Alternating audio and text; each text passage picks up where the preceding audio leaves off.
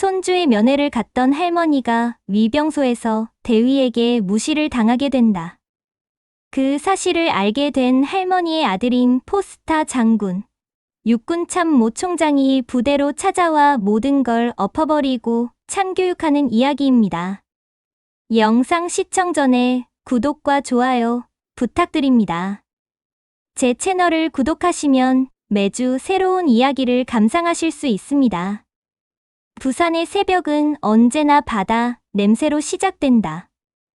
어둠이 채 걷히지 않은 자갈치 시장 골목엔 이미 수십 명의 상인들이 좌판을 펼치며 하루를 준비하고 있었다. 수증기 섞인 짠 공기 속에서 김말수는 굳은 허리를 세웠다. 등뼈를 타고 오르는 통증이 익숙했다. 손가락 관절은 오래전부터 퉁퉁 부었지만 그녀는 여전히 바다와 함께 살아가고 있었다. 그녀의 손에는 세월의 흔적이 깊게 패여 있었다. 생선 비늘에 베인 상처들이 굳어 흉터가 되었고 그 틈새마다 바다의 소금기가 스며들어 있었다. 사람들은 그 손을 보고 이 손으로 장군을 키워냈다며 신기해했다. 맞다. 김말순의 외아들 윤대현은 지금 대한민국 육군의 중심, 참모 총장이었다. 별 4개가 달린 군복에 무게를 짊어진 그가 언젠가 뉴스에 나올 때마다 시장 사람들은 말했다. 야, 저게 말순이 아들 아이가. 인간 승리다. 인간 승리. 하지만 정작 김말순에게 윤대현은 여전히 생선살을 발라줘야 밥을 먹던 철없는 아들이었다. 그녀의 마음속 아들은 여전히 엄마, 이거 가시 마나 하던 소년이었다. 세상이 아무리 그를 대한민국 육군의 별이라 부르더라도 말순의 눈에는 그저 속 깊은 늦둥이 아들이었다. 그날 새벽, 그녀는 가게 문을 열기도 전에 오래된 서랍을 열었다. 그 안에는 한 장의 편지가 고이 놓여 있었다. 거칠고 삐뚤빼뚤한 글씨체로 쓰인 편지 봉투에는 보고 싶은 할머니께라고 적혀 있었다. 보내온 사람은 외손자 윤지훈이었다. 지금 막 1사단 신병교육대에 입대한 20살 청년. 그녀는 천천히 봉투를 열었다. 낡은 손끝이 편지의 종이를 쓸어내렸다. 할머니, 여기는 눈이 벌써 내렸어요. 세상이 하얗게 변하니까 할머니 생각이 더 나요. 훈련은 힘들지만 동기들이랑 잘 지내고 있습니다. 텔레비전에서 삼촌 윤대현 장군이 나오는 걸 봤어요. 너무 멋있어서 어깨가 으쓱했어요. 그리고 할머니 정말 염치 없지만 그때 해주신 양념게장이 너무너무 먹고 싶어요. 꿈에도 나왔어요. 편지를 덮은 김말순의 입가에 미소가 피어났다. 염치 없는 놈 같으니라고. 그녀는 중얼거리며 웃었지만 눈가엔 어느새 눈물이 맺혔다. 손주가 군대에서 보내온 첫 편지였다. 꿈에도 나왔어요. 그 말이 마음을 쿵 하고 울렸다. 그녀의 무릎 통증도 허리의 묵직한 고통도 그 순간만큼은 사라졌다. 마음속엔 오직 하나, 손주 입에 양념게장을 넣어주고 싶다는 생각뿐이었다. 그날부터 김말순의 하루는 다시 달라졌다. 시장 사람들은 그 변화를 금세 눈치챘다. 그녀가 고르는 생선이 평소보다 까다로워졌고 흥정 소리보다 중얼거림이 많아졌다. 이건 살이 허하네. 이건 냉동이다. 그녀는 새벽 경매장에서 살이 꽉 찬 가을 꽃게만 골랐다. 상인들은 혀를 찼다. 말순이 할매, 오늘따라 까탈스럽네. 나라님 수라상이라도 올릴긴가? 아이, 손주 먹일긴가 보지. 그놈 효자락하대. 말순은 웃지 않았다. 그저 고개를 끄덕이며 더 신선한 게 있느냐고 물었다. 손주의 입에 들어갈 거라면 세상 그 어떤 음식보다 귀해야 했다. 그녀는 장을 보고 돌아오자마자 부엌으로 향했다. 먼저 생선을 손질했다. 미릿한 냄새가 부엌을 가득 메웠지만 그 냄새가 바로 자신의 삶이었다.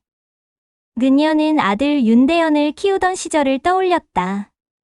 그가 육군사관학교에 합격하던 날, 처음으로 정장을 입고 큰 절을 올렸던 모습. 인관식 날, 각 잡힌 군복을 입고 나타났을 때의 그 눈빛. 그리고 몇 해 전, 어깨 위에 4개의 별이 올랐던 날.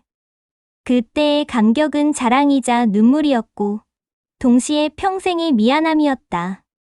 그만큼 내가 무겁게 했지. 너를 너무 굶겼지. 그녀는 속으로 중얼거리며 양념을 버무리기 시작했다.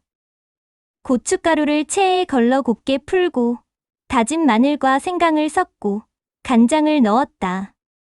손목에 힘이 빠질 때마다 잠시 멈추었다가 다시 양념을 뒤집었다. 그녀의 손끝은 쉼이 없었다. 그녀의 사랑은 손끝에서 만들어지고 있었다. 밤이 깊었다. 바깥의 자갈치 바다는 칠흑처럼 고요했지만 말순의 부엌은 여전히 환했다. 가스불 위엔 불고기 양념 냄비가 끓고 있었다. 그녀는 소불고기를 재워놓고 마지막으로 나물을 손질했다. 시금치를 데치고 고사리를 무치며 혼잣말을 했다. 이놈, 고사리 싫다 했지. 그래도 먹어야지. 군인인데. 새벽녘, 김말수는 부엌 한가운데에 앉아 있었다. 손등에는 빨갛게 터진 자국이 있었고 머리는 이미 흰김이 스며 있었다. 하지만 얼굴엔 평온한 미소가 번져 있었다. 이제 됐다. 우리 지훈이 좋아하겠지. 그녀는 그 보따리를 천으로 감쌌다. 겹겹이 싸서 마치 아기를 포대기에 싸듯 정성껏 묶었다. 그 보따리 속에는 양념게장, 불고기, 나물, 밥, 그리고 할미의 마음이 함께 들어 있었다. 다음 날 새벽 5시. 그녀는 부산 종합버스터미널에서 동서울행 첫 차에 몸을 실었다. 버스 창밖엔 어둠이 여전히 짙었다. 엔진 진동이 몸을 울렸고 좁은 좌석은 무릎을 짓눌렀다. 하지만 그녀는 품에 보따리를 꼭 안은 채 한 번도 내려놓지 않았다. 그녀의 품에는 단지 음식이 아닌 평생의 사랑이 담겨 있었다. 버스가 달릴수록 풍경은 변해갔다. 바다가 사라지고 산이 나타났다. 고속도로의 차창 밖으로 겨울이 다가오고 있었다. 공기는 점점 차가워졌지만 그녀의 마음은 점점 따뜻해졌다. 곧 보겠지. 내 새끼, 내 지훈이. 서울을 거쳐 춘천, 그리고 화천으로 향하는 길은 험했다. 버스는 꼬불거리는 산길을 힘겹게 올랐다. 어깨가 쑤셨지만 김말수는 눈을 감지 않았다. 그녀는 손주의 얼굴을 떠올렸다. 훈련복을 입고 깎은 머리를 한 모습. 어릴 적부터 유난히 눈이 맑고 웃을 때 왼쪽 입꼬리가 먼저 올라가던 아이였다. 그 웃음이 지금 얼마나 보고 싶던지 그녀는 자신도 모르게 미소를 지었다. 6시간 만에 도착한 1사단 정문 앞. 바람이 매서웠다. 철조망이 끝없이 이어졌고 위병들의 발소리가 규칙적으로 울렸다. 그녀는 잠시 주저했지만 보따리를 품에 안은 채 용기를 냈다. 우리 지훈이 여기 있겠지. 이 문 안에 있겠지. 김말수는 조심스레 위병에게 다가가 말했다. 저 면회 왔습니다. 윤지훈 훈련병, 외할머니요. 위병은 서류를 확인하며 고개를 끄덕였다. 대기실로 가시면 안내해드리겠습니다. 그 말에 그녀의 얼굴에 안도감이 번졌다. 모든 고생이 끝났다고 생각했다. 그러나 그녀는 알지 못했다. 그날 이 부대 안에서 일어날 일이 평생의 상처로 남을 거라는 것을. 그녀의 등 뒤로 바람이 불었다. 보따리에서 은은한 양념 냄새가 퍼졌다. 그 냄새는 김말순의 삶의 냄새. 그리고 곧 세상을 뒤흔들 진실의 냄새가 되어 조용히 공기를 타고 퍼져나갔다. 1사단 정문을 지나 방문자 대기실로 들어섰을 때 김말순은 먼저 냉기를 느꼈다. 유리문이 닫히는 소리와 함께 스멀스멀 스며드는 찬 공기, 깨끗한 형광등 불빛, 벽에 붙은 안전수칙 게시물들이 차례로 시야를 스쳐 지나갔다. 낡은 플라스틱 의자 위로 군청색 그림자가 겹겹이 드리워져 있었고 난방은 켜져 있지만 한기만큼은 꿋꿋하게 버티는 듯했다. 그녀는 품에 끌어안은 보따리를 무릎 위에 올려놓았다. 천을 몇 겹이나 둘러 오래도록 품에 안고 왔지만 양념과 불고기의 온기가 서서히 식고 있었다. 대기실에는 자신들처럼 면회를 온 이들이 드문드문 앉아 있었다. 아들을 기다리는 아버지, 남편을 보러 온 어린 아내, 어색한 표정을 숨기지 못하는 동생과 누이들. 대화를 나누려다 말고 안내 방송을 기다리며 휴대전화를 만지작거리는 손끝들. 김말순은 그 얼굴들을 바라보다가 고개를 떨구었다. 설렘과 피로, 기대와 걱정이 뒤섞인 표정은 어느 집이나 다르지 않았다. 접수대 뒤편에서 행정병 하나가 바쁘게 움직였다. 문서철을 들었다 놓고 내선 전화를 받았다가 끊고 다시 서류를 넘겨보며 무표정한 목소리로 이름을 불렀다.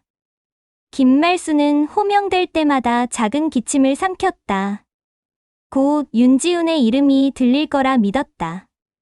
보따리 천 위에 얇게 베인 양념의 붉은 얼룩이 눈에 들어오자 손끝이 저절로 그 위를 부드럽게 쓰다듬었다. 1시간이 흘렀다. 의자에 오래 앉아있던 허리가 뻐근해졌다.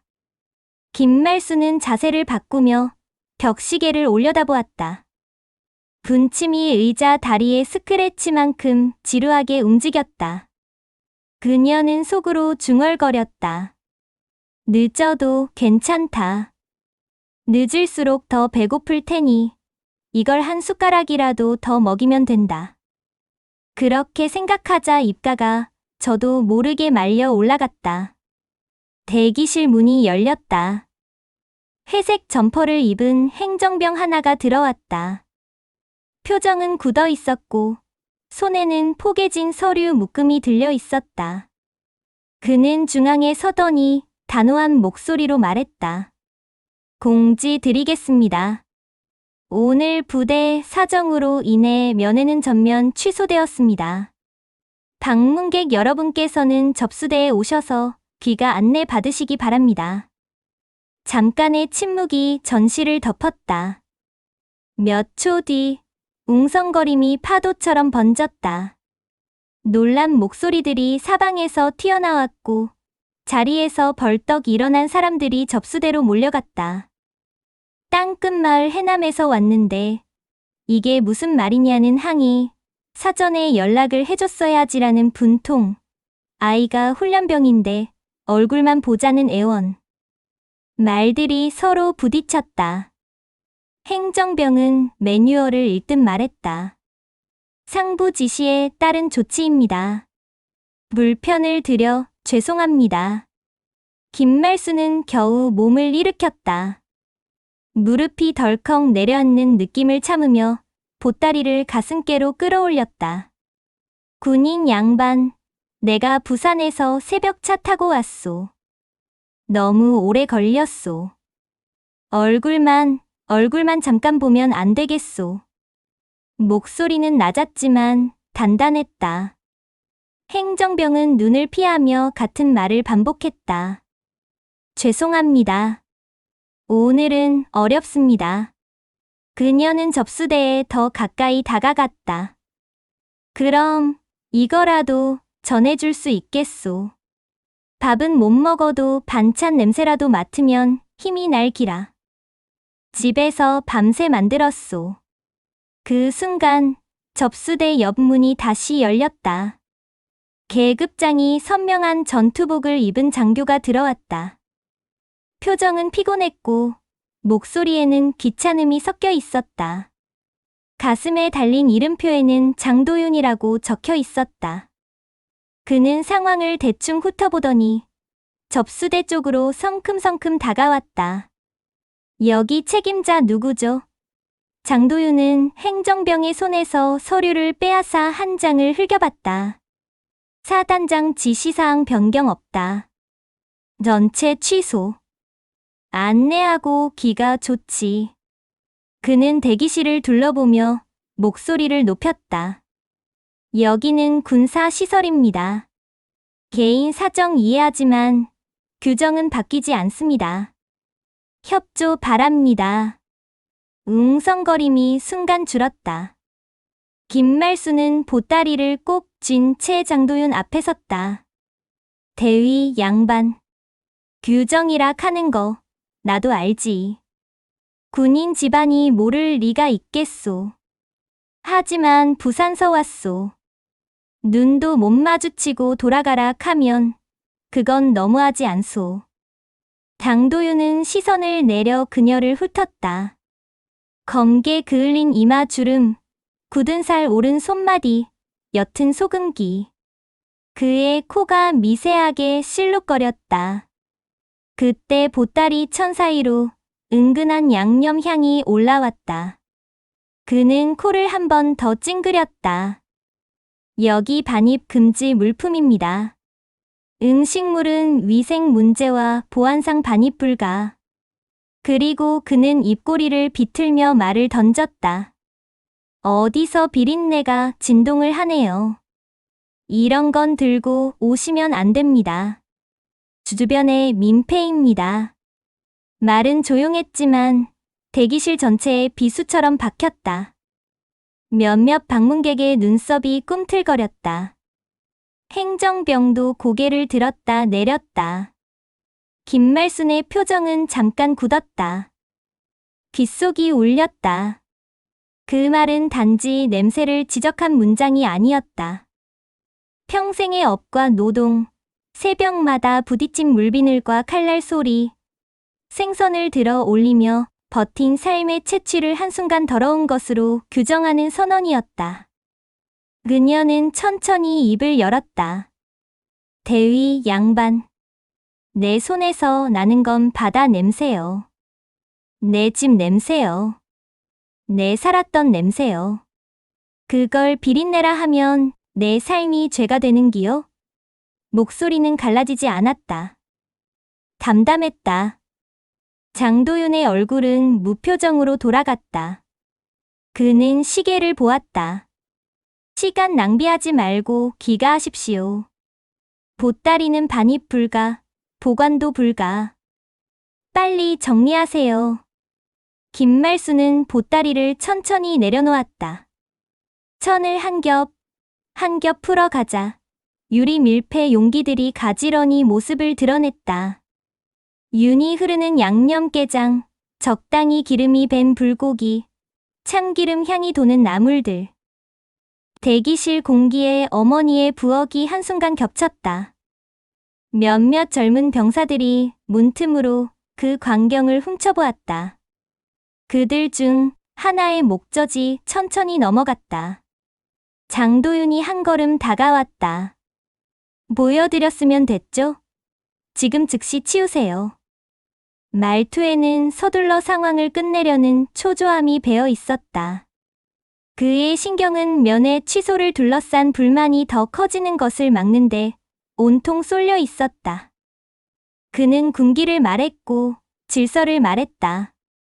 하지만 그의 시선에는 상대의 나이와 여정, 손바닥에 패인 시간의 금이 담기지 않았다. 그때였다. 천을 접으려던 김말순의 손가락이 미끄러졌다. 차곡차곡 쌓아둔 유리 용기 하나가 기울며 테이블 모서리에 걸렸다. 순간적인 진동. 균형을 잃은 용기가 테이블을 벗어나 바닥으로 떨어졌다. 쨍그랑 날카로운 파열음이 대기실을 가른 뒤 붉은 양념이 동그랗게 퍼졌다. 바닥에 닿자마자 양념게장의 살점이 흩어졌고 켜켜이 쌓인 시간 같은 양념이 회색 바닥에 얼룩을 남겼다. 주변의 시간도 잠깐 멎었다. 누구도 움직이지 못했다. 장도윤은 2걸음 뒤로 물러섰다. 바닥을 내려다보며 혀를 찼다. 보십시오. 그래서 반입 금지입니다. 이게 어디라고 그는 말끝을 흐리며 행정병을 불렀다. 걸레 가져와서 빨리 치우게 하고 저분은 퇴실시켜. 행정병의 어깨가 움찔했다. 눈동자가 이쪽 저쪽 흔들리다가 어느새 고개가 자동처럼 끄덕여졌다. 김말수는 아무 말 없이 무릎을 굽혔다. 관절이 항의하듯 삐걱거렸고 온몸의 체중이 무릎에 쏠렸다. 그녀는 깨진 유리 조각을 손으로 모았다. 날이 선 단면이 살갗을 스치며 얕게 찢어졌다. 손끝에 붉은 피가 맺혔다. 피와 양념이 섞여 손바닥에 동그란 얼룩을 만들었다. 그녀는 멈추지 않았다. 흘러나온 양념을, 부서진 살점을, 튄 나물 조각을 그 하나하나를 조심스레 집어들었다. 행정병이 다가와 걸레를 가져다 줬다. 그녀는 고개를 저었다. 내가 할기요. 걸레를 뺏지 않았다. 그저 맨손으로 바닥을 쓸었다. 대기실의 공기가 가벼운 압력처럼 가슴을 눌렀다. 누구도 그녀를 일으켜 세우지 못했다.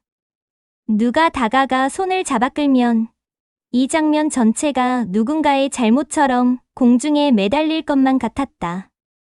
오직 손끝에서만 시간이 흘렀다. 유리 조각이 모여 작은 더미를 만들었고 그 옆에는 다시 천천히 접힌 보따리가 놓였다. 그녀는 손등으로 이마를 훔쳤다. 눈물은 나오지 않았다. 생애의 방식으로 굳어진 자존심이 눈물을 허락하지 않았다. 문 뒤쪽에서 지켜보던 젊은 병사 하나가 고개를 숙였다.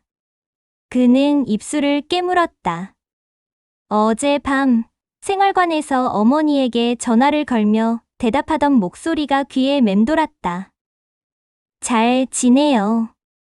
걱정하지 마세요.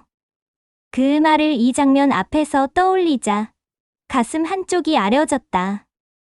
그가 앞으로 한 걸음 움직이려는 순간 그의 옆에서 선임병이 팔꿈치로 조용히 팔을 눌렀다.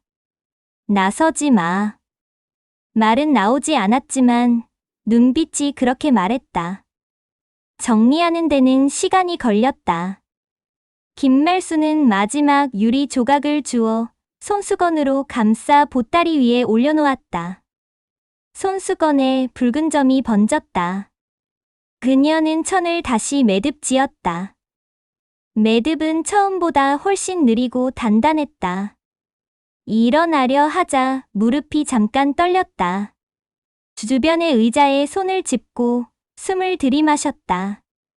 허리가 곧게 펴질 때까지 숨을 1번, 2번 더 들이켰다.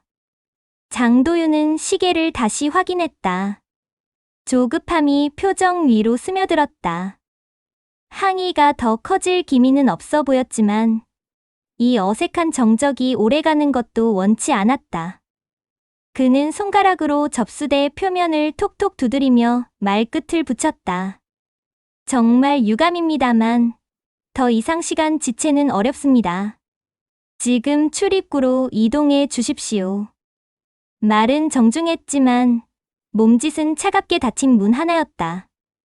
김말수는 그를 보지 않았다.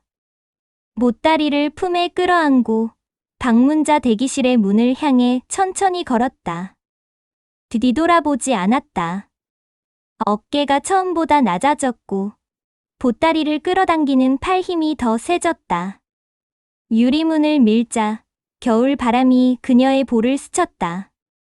찬 공기가 눈가의 얕은 주름 사이로 깊게 파고들었다. 정문까지 나오는 동안 발자국 소리는 일정했다. 위병소 옆 초소에서 보초가 경례를 붙였지만 그녀는 못 본 척 지나쳤다. 세상이 작은 소리들을 되찾아가는 동안 대기실 안에는 다시 웅성거림이 돌아왔다. 어떤 이는 불만을 더 높였고 어떤 이는 조용히 짐을 챙겼다. 행정병은 바닥에 마지막 얼룩을 걸레로 문질렀다. 1번, 2번, 3번. 그러나 얼룩은 쉽사리 지워지지 않았다. 그 시간 사무실 안에서 장도윤은 보고서를 작성했다. 상급부대 지시에 따른 면회 전면 취소, 방문객 안내 완료. 시설 오염 발생했으나 즉시 조치. 이상 없음. 문장을 쓰는 손놀림은 매끈했다. 그에게 이 일은 관리였다. 감정은 사치였고 개인사는 변수였다.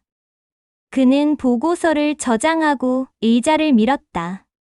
창밖으로 흙인 눈길을 던졌을 뿐이다. 눈에 들어온 건 회색 하늘과 철조망, 그리고 사각의 건물 윤곽뿐이었다. 정문 바깥으로 한 걸음 나간 김말수는 발을 잠깐 멈추었다. 차가운 공기가 폐를 찔렀다. 보따리를 내려다봤다. 천 사이로 스며나온 붉은 얼룩이 겨울 햇살에 어렴풋이 번졌다. 그녀는 매듭을 한 번 더 만졌다. 손끝에는 아직도 양념의 기름기가 얇게 남아 있었다. 그녀는 그 손을 공중에 한 번 흔들어 바람을 맞췄다. 비린내가 코끝에 맴돌았다. 그 냄새는 평생의 냄새였고 지금 이곳에서는 불청객이었다. 길가에 택시가 한 대 서 있었다. 운전사는 창문을 내리고 물었다. 어디로 가십니까? 그녀는 잠깐 머뭇거리다가 말했다. 터미널로. 목소리는 잠겨 있었지만 떨리지 않았다. 택시 문이 열리고 그녀가 들어섰다. 문이 닫히자 바깥의 바람 소리가 끊겼다. 차 안은 금세 따뜻해졌다. 운전사는 백미러로 조심스레 여인의 표정을 엿봤다. 묻지 않았다. 대신 라디오 볼륨을 살짝 줄였다. 기어가 들어가고 차가 움직이기 시작했다. 1사단의 정문이 뒤로 멀어졌다. 철조망과 깃발, 초소의 그림자가 차창을 스쳐 지나갔다.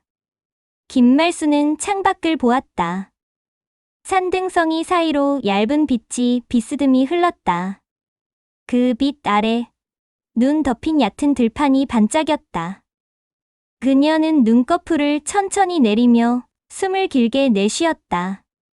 가슴 안쪽에서 작고 단단한 무언가가 내려앉았다.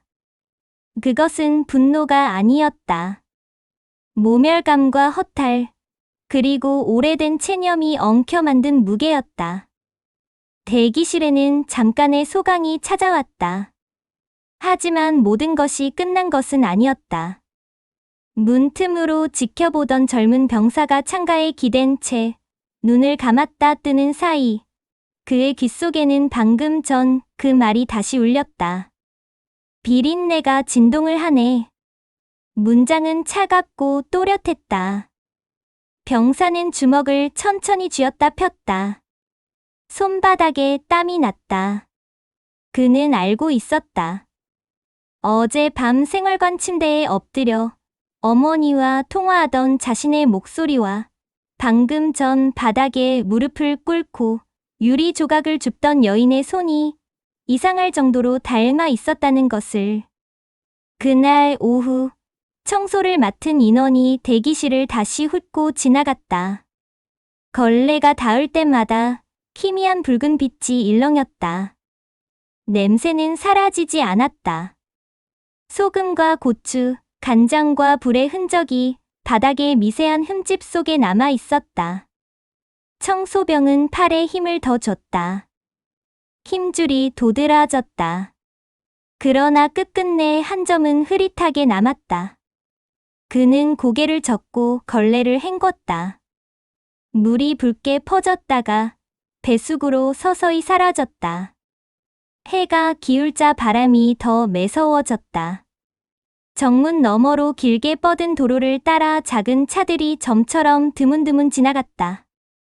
면회 취소에 분통을 터뜨리던 사람들은 하나둘 사라졌다.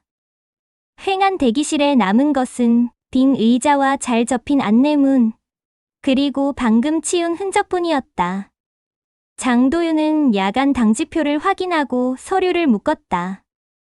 그의 일과는 막힘이 없었다. 한 칸씩 체크한 표처럼 모든 것은 정리된 듯 보였다.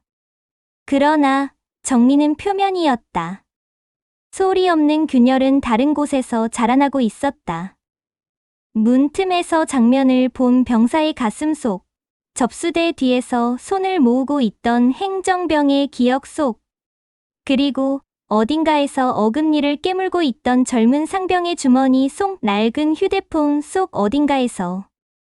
균열은 작고 조용했고 눈에 띄지 않았다. 하지만 균열은 균열이었다. 터미널에 도착한 택시가 멈췄다. 운전사가 조심스럽게 물었다. 짐 도와드릴까요? 김말수는 고개를 저었다. 됐소. 고마웠소. 그녀는 요금을 건네고 보따리를 품에 안았다. 몸을 틀어 차에서 내리는 동안 허리에서 짧은 통증이 번개처럼 지나갔다. 그녀는 숨을 한 번 고르고 발을 앞으로 내디뎠다. 매표소 앞에 선 줄이 길었다. 사람들 사이사이로 따뜻한 김이 피어올랐다. 그녀는 말없이 줄 끝에 섰다. 대합실의 벤치에 잠깐 허리를 붙여 앉았을 때 휴대전화가 진동했다. 화면에는 아들의 이름이 떴다. 대연.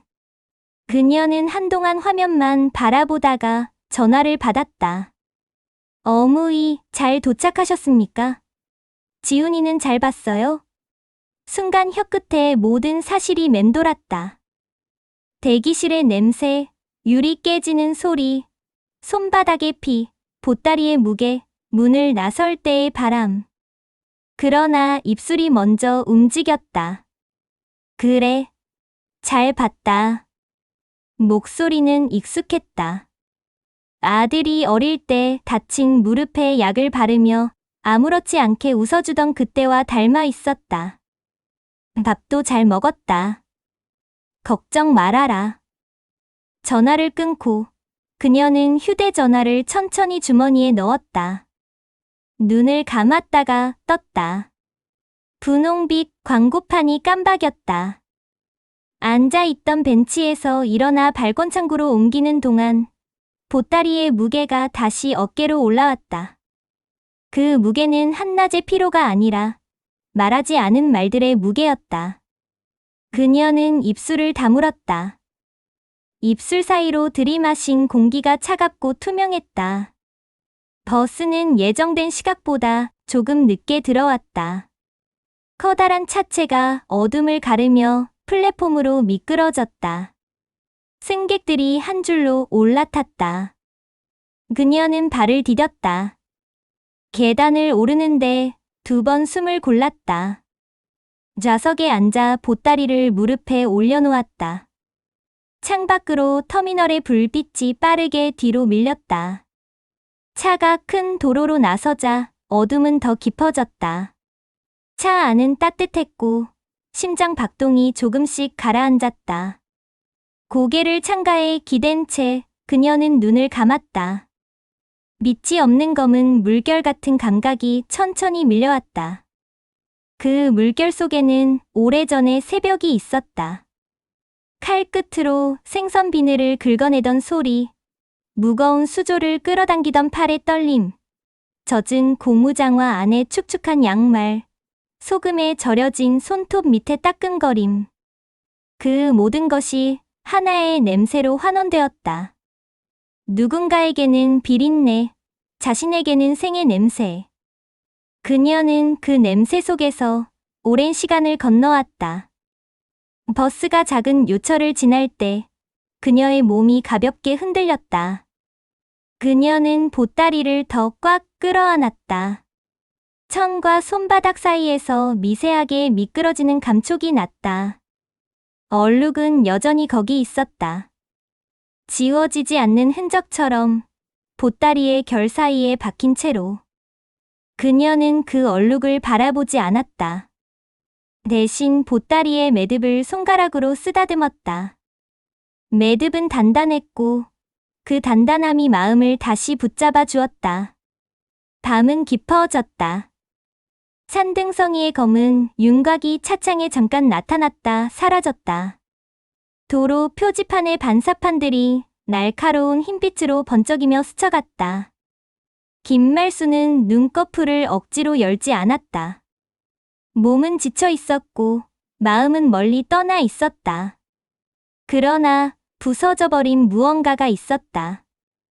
그것이 무엇인지 단어로 붙들어 매려 하면 금세 사라질 것 같았다. 그래서 그녀는 붙들지 않았다.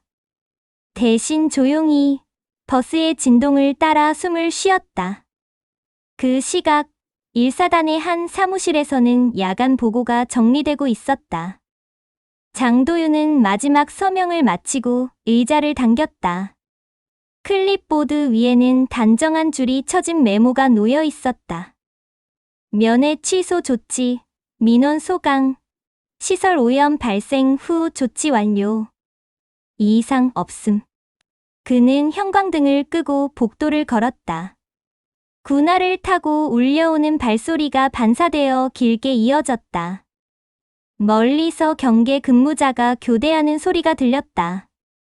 규정은 움직였고 시계는 돌았다. 그러나 규정도 시계도 듣지 못하는 소리가 있었다. 방금 닦아낸 바닥 어딘가 아주 얇은 층으로 남은 냄새의 잔향이었다. 그 잔향은 오래가지 않을 것이다. 공조기가 공기를 갈고 내일 아침 다른 발소리와 말들이 쌓이면 대부분의 사람은 잊을 것이다.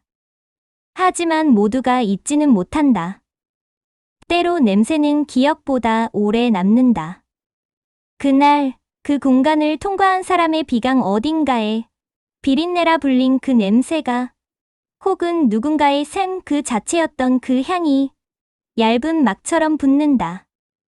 시간이 지나 다른 냄새들이 얹혀도 문득 아주 작은 틈에서 다시 떠오른다. 버스는 국도를 벗어나 고속도로로 올라섰다. 속도가 붙자 엔진 소리가 낮게 깔렸다. 김말수는 눈을 떴다. 창밖에 달라붙은 자신의 옆얼굴이 보였다. 희미한 불빛 아래 깊어진 주름들이 거미줄처럼 얽혀 있었다. 그녀는 거울처럼 보이는 유리를 향해 미소를 지었다. 흐릿했고 아주 작았다. 스스로에게 한 미소였다. 아직 견딜 수 있다고, 아직 끝나지 않았다고, 아직 말하지 않은 말들이 가슴에 남아 있다고, 그런 뜻의 미소였다. 그녀는 보따리 위에 손을 올렸다. 손등의 작은 상처는 굽기 시작하고 있었다. 피는 멈췄다. 얼룩은 말라가고 있었다. 그녀는 눈을 감았다. 가장 마지막으로 떠올린 건 윤지훈의 웃음이었다. 왼쪽부터 올라가던 입꼬리, 해맑게 울리던 할머니라는 호명. 그 웃음이 마음속에서 작게 빛났다. 버스는 밤을 가르며 남쪽으로 달렸다. 냄새는 바람에 흩어졌지만 이야기는 흩어지지 않았다. 이야기는 다음 장을 향해 조용히 미끄러지고 있었다. 부산행 야간버스의 진동이 김말순의 어깨를 잔물결처럼 흔들던 그 시각, 계룡대 관사의 작은 스탠드 불빛 아래에서 윤대현은 일과를 마무리하고 있었다.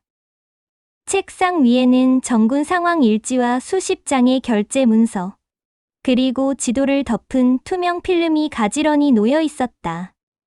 숫자와 화살표, 색연필로 표시된 경계 구역 선들이 꼼꼼한 성격의 주인을 닮아 정돈돼 있었다. 휴대전화 화면이 한번 켜졌다 꺼졌다. 통화 목록 최상단에는 어무이가 남아 있었다. 통화 시간은 짧았다. 그러나 그 짧은 시간 동안 그의 귀는 익숙한 숨 한 번의 길이, 끄틈의 떨림, 일부러 높여 붙이는 억양까지 놓치지 않았다. 잘 봤다고 했던 그 말 사이에 한 박자 길게 끼어든 정적. 윤대현은 그 정적을 믿지 않았다. 그는 의자 등받이에 등을 붙이지 않은 채 몸을 앞으로 숙였다. 펜을 내려놓고 비서실 호출 버튼을 눌렀다. 정원사. 문이 조용히 열리자 원사 계급장의 낡은 광택이 불을 받았다. 참모 총장을 가장 오래 곁에서 보좌한 원사는 눈빛만 보고도 심부름의 결을 짐작했다. 1사단 방문자 대기실과 면회센터 CCTV 어제자. 공식 절차 말고 우리 선에서 확인할 방법을 찾아주게. 대회 흔적은 남기지 말고. 알겠습니다. 그리고 해당 부대 인사과 라인을 타지 않게 조심해. 누가 뭘 숨기려는지 감으로는 대충 와. 정원사가 조용히 나간 뒤 윤대현은 잠시 창가로 걸어가 블라인드를 반쯤 올렸다. 관사 단지의 불빛이 바람에 미세하게 떨렸다. 그 불빛들 사이로 어머니가 시장에서 퇴근할 때 걸었을 법한 골목의 그림자가 문득 겹쳐졌다. 냄비에서 김이 모락모락 올라오던 오래전 저녁, 생선살을 발라주며 건넸던 투박한 젓가락, 그 젓가락 끝에 얹힌 밥 한 숟가락의 온기. 그 기억이 방금 전화 속 침묵의 온도와 이상하게도 어긋나 있었다. 그는 다시 책상으로 돌아와 노트를 펼쳤다. 페이지 상단에 간단한 메모가 올라갔다. 1사단 면회 취소 사전 통보 없음, 어무이 음성 떨림 확인 필요. 한편 같은 시각, 1사단 사단장실의 시계는 기묘하게 빠른 속도로 달렸다. 한기무는 모니터를 빤히 바라보다가 손목 시계를 한 번 더 확인했다. 시간을 확인하는 동작이 과도할 만큼 잦았다. 정보과장. 호출에 응해 들어온 장교가 긴장한 표정으로 거수경례를 붙였다. 예, 사단장님. 어제자 면회 취소 관련 자료. 방문자 기록부, 당직 일지, 내부 방송 녹취, CCTV 저장 로그까지 전부 재검토해. 기록은 하나의 서사로 통일한다. 돌발 훈련 상황 발생. 지휘부 판단 하 정중 안내 후 기가. 알겠나? 예.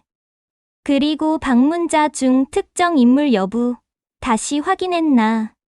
장교의 눈동자가 흔들렸다. 확정 정보는 아니나 윤 참모 총장 모친이 오셨을 가능성은 보고가 아니다. 한기문의 목소리가 딱딱하게 잘렸다. 가능성의 끝단을 없애. 명확한 문장만 남겨. 없음. 으로. 문이 닫히자 한기문은 깊게 의자를 밀어 등받이에 몸을 묻었다. 한숨은 밖으로 나오지 않았다. 입천장 뒤쪽에서만 길게 맴돌다 사라졌다. 머릿속에서는 이미 필요한 조치들이 계산되었다. CCTV는 단순 파일이 아니라 로그와 저장 장치의 궤적까지 남는다. 삭제는 곧 증거다. 따라서 없는 위치를 만들어야 했다. 카메라 각도 사각지대의 프레임을 적절히 편집해 정중한 안내 장면을 합리화할 수 있다면 서류와 말의 결까지 맞춘 보고서는 상부의 의심을 잠재울 수 있었다. 무엇보다 지금 막 맞물린 시설 현대화 사업과 외부 업체 라인의 균열을 이 작은 소동 때문에 노출할 수는 없었다. 입을 맞춘 사람들의 얼굴이 뇌리를 스쳤다. 그의 손가락이 팔걸이를 규칙적으로 두드렸다. 대기실을 담당하던 행정병 박진수는 점심시간을 넘겨서야 늦은 밥을 삼켰다. 밥맛은 모래 같았다. 눈앞에 여전히 바닥에 얼룩이 아른거렸다. 치웠는데도 남아있는 미세한 기름결. 걸레질을 해도 한 겹은 더 얇게 들러붙어 있던 붉은 빛. 괜찮냐? 같은 분대 선임이 물었다. 예. 단답이 나왔다. 말끝이 작게 흔들렸다. 선임은 자세를 낮춰 더 조용히 말했다. 괜히 나서지 마라. 너만 다친다. 박진수는 대꾸하지 않았다. 고개를 숙여 밥을 뜨는 숟가락 각도만 바뀌었다. 가슴 깊은 곳에 박힌 것이 있었다. 어젯밤 생활관 침상 위에서 어머니와 통화하며 말했던 그 말. 잘 지낸다, 걱정 말라. 그 말이 방금 전 그 장면 앞에서 낯선 거지처럼 떠올랐다. 그는 숟가락을 놓았다. 금속이 트레이를 스치며 가벼운 소리를 냈다. 문서 보관실에서는 다른 종류의 소리가 났다.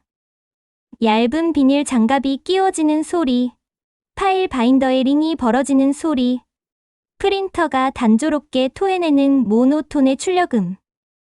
요령 좋은 부사관이 방문 기록부의 틈새를 정리하고 있었다. 글씨의 획은 같은 볼펜, 같은 압력, 같은 습관을 흉내냈다. 정중히 안내라는 문구가 몇 줄 간격으로 반복됐다. 기록 사이사이에 메모 포스트잇이 붙었다. 용어 통일, 시각 일치, 전화민원 대응 스크립트 공유. 정교함은 불안의 다른 이름이었다. 정원사는 계룡대 정보 네트워크에 연결된 외부 보안 채널 대신 자신이 아끼는 구식 루트를 택했다. 연락이 닿는 몇몇 원로 통신부사관, 전역 후 민간 보안업체로 옮겨간 기술자의 개인 라인, 그리고 1사단 내에서 여전히 신뢰 가능한 통신반 하사 1명. 원사님, 공식 채널로는 힘듭니다. 그래서 그쪽에 전화하는 거야.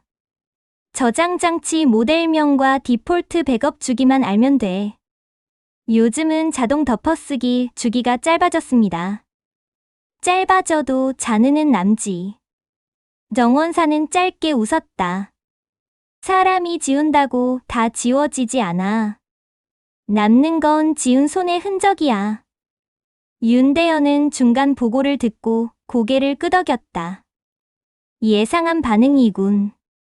그는 한 장의 종이를 꺼내 한기문에게 보낼 예정이었던 정중한 질의서 초안을 찢어버렸다.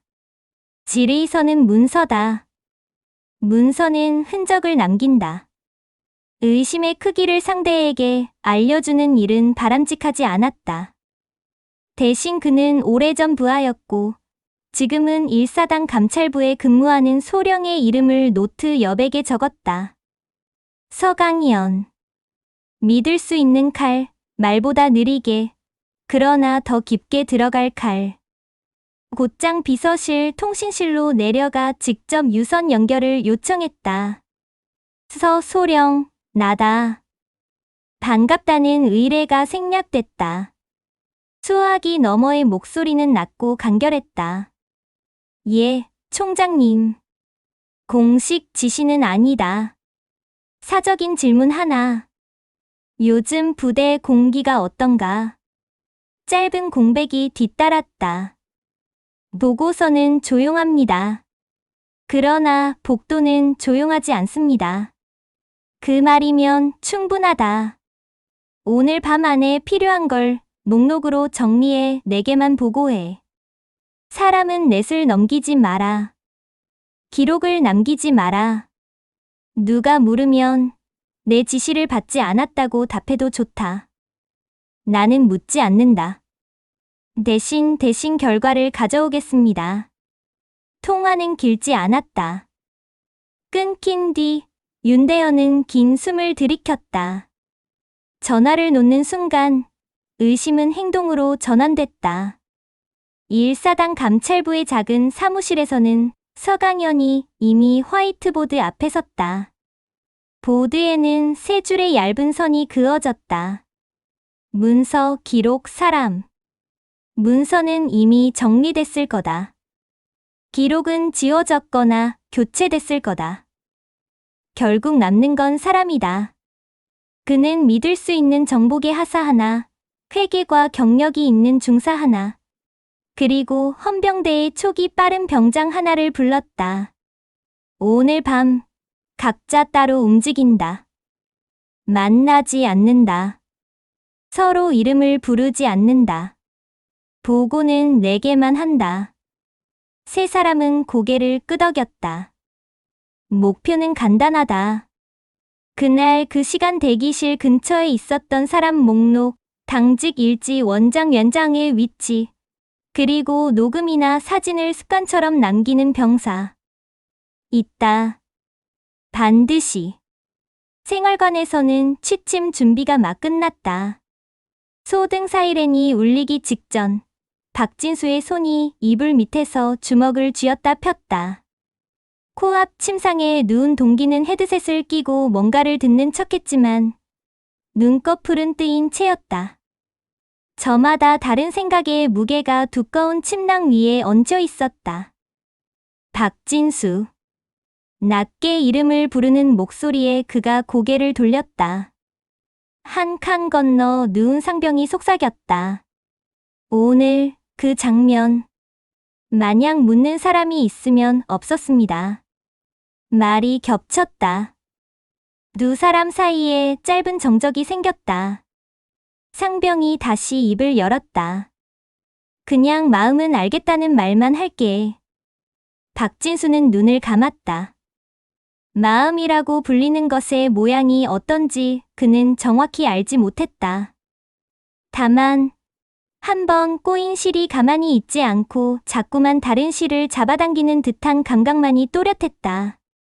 사단장실 옆 회의실에서는 소수의 간부들이 모여 짧은 정리회의를 가졌다.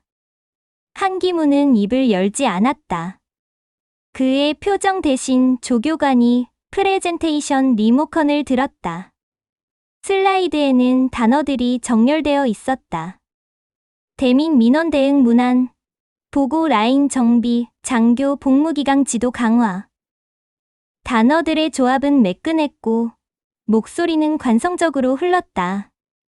회의가 끝나고 모두가 일어서자 한기무는 회의실 창문 앞에 서서 어둠을 바라보았다.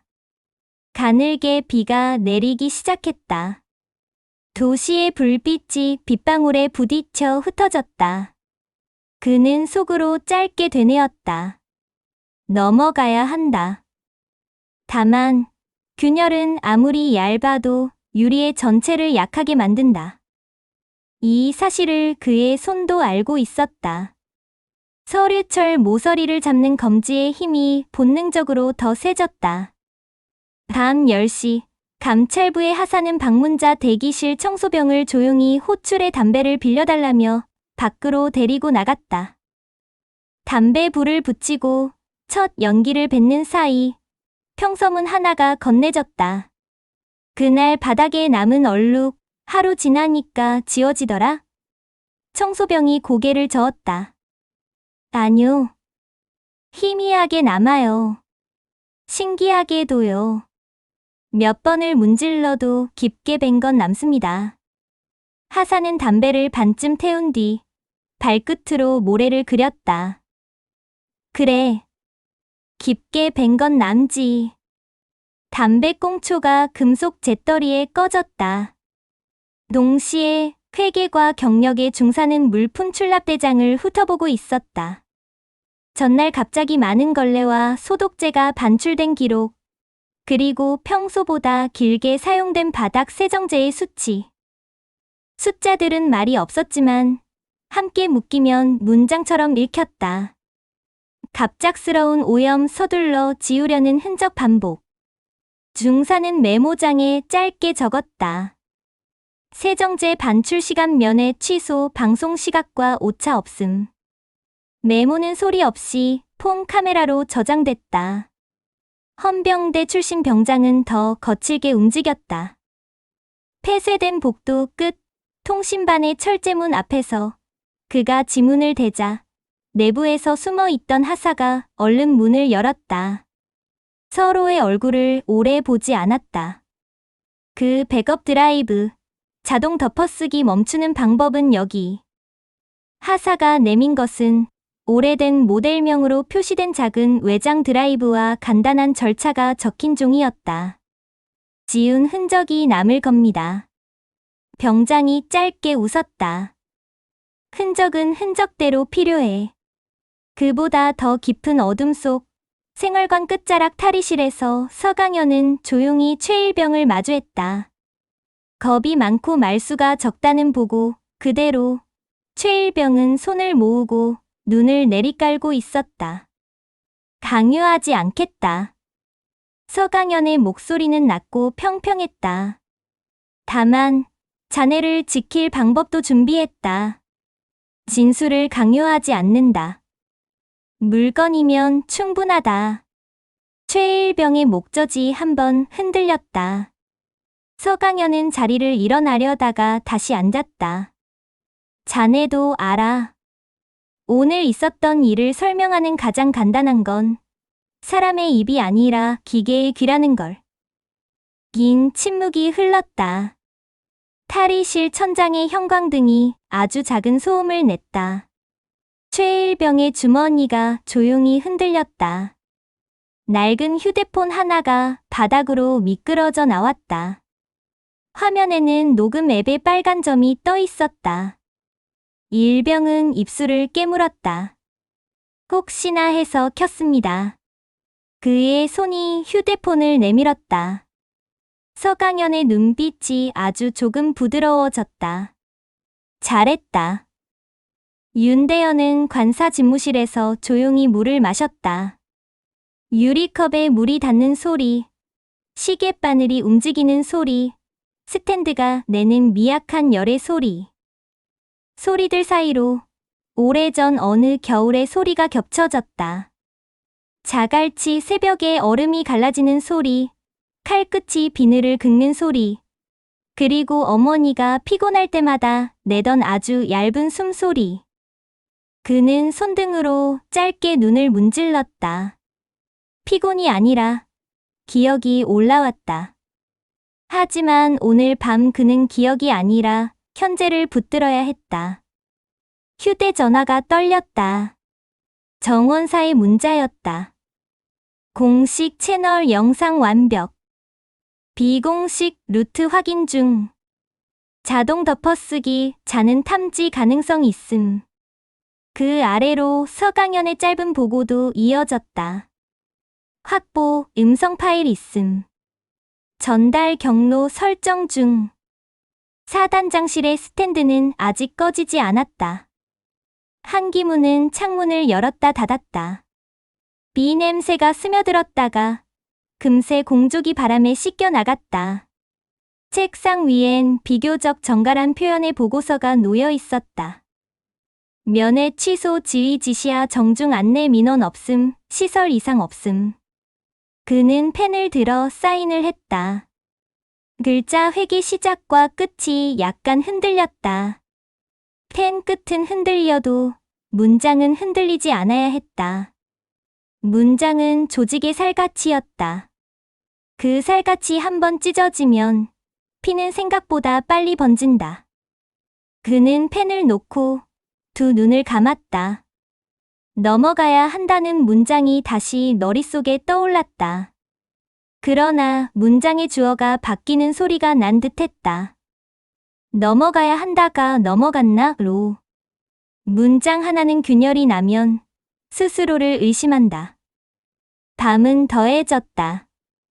부산행 버스의 객실은 어둠에 잠겼고 김말수는 보따리를 안은 채 짧은 선잠에 들었다. 꿈과 현실의 경계에서 오래된 부엌의 따뜻한 냄새가 한번 스쳤다. 그 냄새는 바람 구멍으로 빠져나가려다 가슴께에서 다시 매듭에 걸렸다. 매듭은 그렇게 묶여 있었다. 풀리지 않았다. 계룡대의 시계가 자정을 넘어갈 때 윤대현의 책상 위에 보안 USB 하나가 내려앉았다. 정원사가 말없이 내려놓고 물러섰다. 윤대현은 USB를 노트북에 꽂았다. 화면에 작은 폴더가 떴다. AUDIO 2311. 그는 헤드폰 대신 책상 위 작은 스피커의 볼륨을 낮게 올렸다. 지지직거리는 대기음 후에 사람들의 웅성거림이 들렸다. 그 뒤로 분명히 들어본 적 있는 억양의 목소리. 얼굴만이라도 아주 짧은 호흡의 떨림. 이어서 다른 목소리. 젊고 건조하고 반듯한 발음.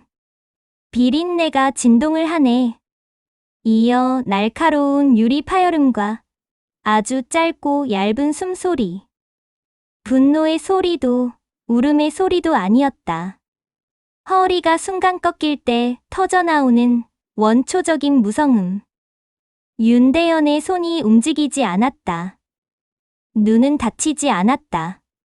그의 속눈썹에 불빛이 얇게 걸렸다.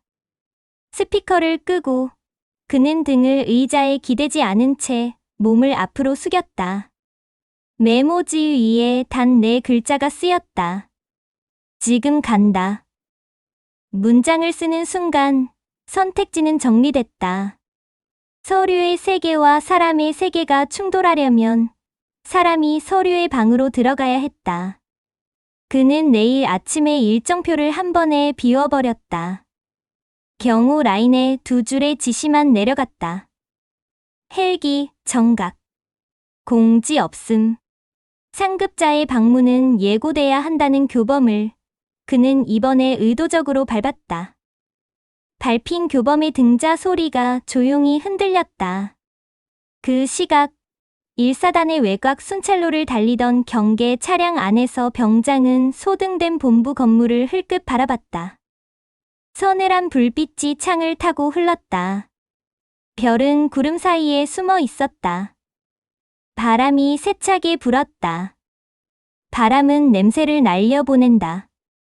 그러나 냄새의 이야기를 날려보내진 못한다. 이야기는 빛도 바람도 필요 없이 사람의 가슴에서 옆 사람의 가슴으로 아무도 모르게 옮겨붙는다. 그 옮겨붙음이 시작되는 순간 조직은 느리게 그러나 확실히 변한다. 버스는 남쪽으로 달렸다. 보따리의 매듭은 여전히 단단했다. 계룡대의 스피커는 꺼졌다. 윤대현은 자리에서 일어나 군용 점퍼를 걸쳤다. 잠깐 거울 속 자신의 얼굴과 눈이 마주쳤다.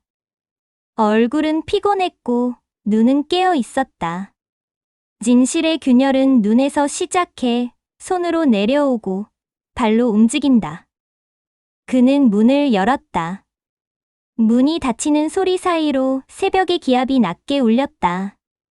균열은 이미 나 있었다. 그리고 균열은 더 벌어질 예정이다. 벽에 기압이 낮게 깔린 시간, 계룡대 헬기장의 엔진 예열음이 켜졌다. 지상 요원이 신호봉을 들었고 회전날은 점점 더 빠르게 빛을 갈랐다. 윤대현은 벨트 버클을 잠그며 조용히 눈을 감았다가 떴다. 시트에 묻은 냉기, 귓속으로 파고드는 로터음, 송골송골 맺혔다가 금세 말라버리는 숨 모든 감각이 한 점으로 모였다.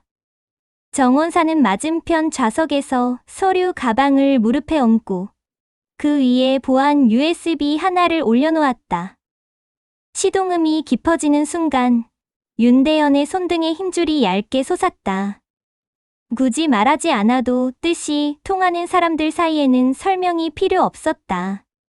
이 비행의 목적은 방문이 아니라 단죄였고 공지는 선택이 아니라 장애였다. 헬기는 검은 산등성이를 넘으며 동력의 희미한 빛을 앞질러 갔다. 객실 안은 간결했다. 불필요한 말은 없었고 장비의 금속성이 어둠 속에서 절제를 배운 듯 얌전히 있었다.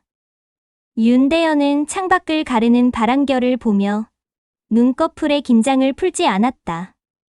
어머니의 숨소리가 짧게 스쳐 지나가는 듯했다. 유리를 깨는 소리 뒤에 붙어있던 그 무성의 숨, 분노가 아닌 절망의 깊은 심연에서 올라오는 얇은 선. 그 한 호흡이 그의 등에 앉아 있었다. 옷깃을 세워도 단추를 잠가도 사라지지 않는 무게였다. 같은 시각 1사단 사령부 본관은 낮은 불빛으로 깨어 있었다. 한기문은 밤새 몇 번이나 창문을 열었다 닫았다. 공조기가 순환하는 바람과 바깥의 겨울바람은 서로 다른 성격을 가지고 있었다. 하나는 냄새를 지우고 하나는 냄새를 데려왔다. 그는 머릿속에서 보고의 문장을 수없이 반복했다. 정중히 안내. 어제부터 이 문구는 그의 호흡과 박자를 맞췄다. 사실이라는 단어는 문장의 골격을 닮는다. 골격은 튼튼해야 하고 균열이 있으면 안 된다. 그가 계속 문장을 만지작거린 이유는 골격이 벌써 어딘가 금이 간 것을 알고 있었기 때문이었다. 통신실의 램프가 동시에 켜졌다. 식별되지 않은 군용 헬기 한 대가 사단 상공으로 접근 중이라는 보고가 당직실로 들어왔다.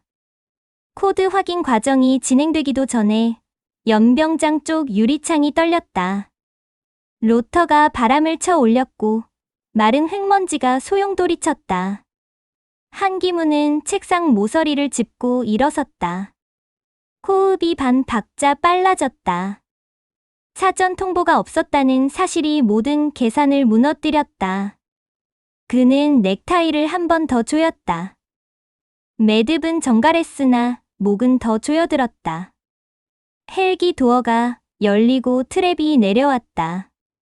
선두의 군화가 철제 계단을 두드렸다. 눈에 먼저 들어온 건 견장 위 4개의 별보다 그 눈빛이었다. 고요하고 추웠다. 서늘하되 흔들림이 없었고 분노의 열보다 더 깊은 결로 응고된 어떤 것. 윤대현은 사열을 거부했고 의장대를 찾지 않았다. 곧장 본관으로 향했다. 뒤이어 헌병색과 정원사가 붙었다. 같은 방향으로 공기가 쓸려 나갔다. 독도를 스치던 장병들의 손이 반사적으로 경례를 붙였다. 경례를 받은 사람은 눈길 한 번으로 답을 대신했다. 말은 앞으로, 감정은 뒤로, 절차는 그 사이로 내버려져 있었다. 사단장실 문이 닫힌 뒤 방의 공기는 한 단계 낮아졌다.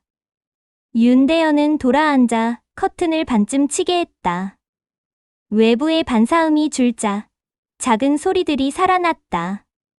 시계 초침, 히터팬, 유리컵 표면의 미세한 떨림. 이 방의 모든 소리가 지금부터 증언자가 될 것이었다.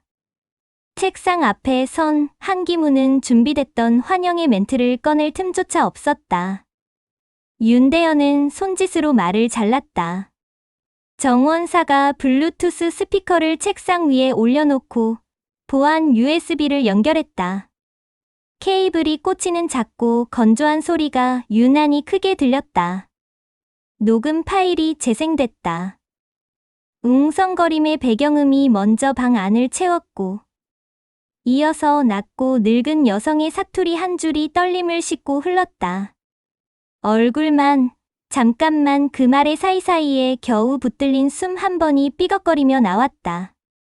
다음 순간 젊고 건조한 남자의 목소리가 모든 소음을 뚫었다. 어디서 비린내가 진동을 하네요. 그 뒤로 유리 깨지는 소리가 얇은 공기를 가르며 스피커 막을 떨게 했다. 그리고 잠깐, 아주 잠깐 말로 설명할 수 없는 숨소리 하나. 놀람도 울음도 아닌 무너짐의 몸 어디선가 새어나온 가장 얇은 소리. 사무실 공기가 찢겼다가 붙었다. 한기문은 처음으로 눈을 감았다. 그가 지우고 바꾸고 붙였던 문장들의 접착제가 한 번에 떨어지는 소리가 귓속에서 울렸다. 정중한 안내라는 문구는 이 음성 앞에서 한 글자씩 모래처럼 흩어졌다. 그는 본능적으로 변명이라는 서랍을 열려고 했다. 하지만 윤대현의 시선이 그 서랍을 덮었다. 시선은 소리를 내지 않았지만 닫히는 소리는 더 컸다. 서랍은 열리지 않았다. 윤대현은 말의 속도를 올리지 않았다. 오히려 단어 사이의 공백을 길게 늘렸다. 공백이 길어지면 상대는 제 말로 자신을 무너뜨린다. 사단장. 보고서에 정중히 안내라고 썼다. 지금 들은 건 뭐였나? 한기문의 목에서 삼키는 소리가 났다. 그는 차라리 고함을 지르길 바랐다. 그러나 방 안의 압력은 고함을 허락하지 않았다. 그는 겨우 입술을 떼었다. 보고 과정에서 말끝이 부드럽게 올라갔다가 얼음장처럼 떨어졌다. 가장 약한 고리를 찾고 그 고리를 끊는 게 보고 과정인가. 문 손잡이가 움직였고 장도윤 대위가 들어왔다. 불려온 얼굴은 상황을 아직 온전히 이해하지 못한 표정이었다. 그러나 테이블 위 스피커에서 흘러나오던 그 문장 자신이 던졌던 단어의 질감이 귀를 때리는 순간 그의 얼굴에서 피기가 사라졌다. 윤대현은 눈길만 줬다. 대위. 호명 하나에 두 다리가 굳었다. 그 말 왜 했나? 장도윤은 말문을 잇지 못했다. 수많은 상황에서 유용했던 단단한 규정과 빠른 판단은 지금 도움이 되지 않았다. 규정은 그의 등 뒤에 있었고 지금 눈앞에서 심판하는 건 사람이었다. 그는 목을 축이려 했지만 혀가 말랐다. 위생과 그 말은 냄새에 유죄를 씌우는 단골 변명이지. 윤대현의 목소리는 들끓지 않았고 그래서 더 위험했다. 냄새는 삶의 기록이다. 누구에겐 생의 냄새고 누구에겐 비린내다. 자네는 어느 쪽 냄새로 군복을 입었나? 정원사가 기록 폴더 2개를 더 꺼내 책상에 펼쳤다. 출력된 로그에는 삭제 흔적과 덮어쓰기의 타임스탬프가 미세하게 어긋나 있었다. 통신반의 백업 드라이브에서 끌어낸 자는 물품 출납대장의 비정상적 소모 기록, 청소병에 서면 진술 요약. 종이마다 작은 붉은 스티커가 붙었고 스티커마다 시간이 찍혀 있었다. 시간은 거짓말을 하지 않는다. 사람은 시간을 조작하려 하고 시간은 사람을 조용히 배반한다. 방 안의 공기는 문서 냄새와 한숨 냄새, 그리고 아주 미약한 플라스틱 타는 냄새로 뒤섞였다. 윤대현은 마지막으로 스피커의 볼륨을 아주 조금 더 올렸다. 녹음의 마지막 부분에서 숨이 한 번 더 떨렸다. 그러고는 침묵. 그 침묵이 모든 변명을 지웠다. 사단장. 부르는 소리는 낮았지만 뼈에 닿았다. 이 사건은 내 어머니 한 사람의 문제가 아니다. 군을 믿고 자식을 보낸 모든 부모의 문제다. 너희가 덮은 건 사건이 아니라 사람들의 신뢰다. 한기문은 고개를 숙였다. 숙이는 각도가 체념인지 인정인지 그는 스스로도 구분하지 못했다. 다만 한 가지, 도망칠 막차는 떠났다는 사실만은 분명해졌다. 문이 열리며 헌병대장이 들어왔다. 윤대현은 명령서를 꺼내지 않았다. 입으로 발령했다. 헌병. 한기문 소장과 장도윤 대위는 현 시간부로 직위 해제한다. 체포 후 별도 영창의 분리수감.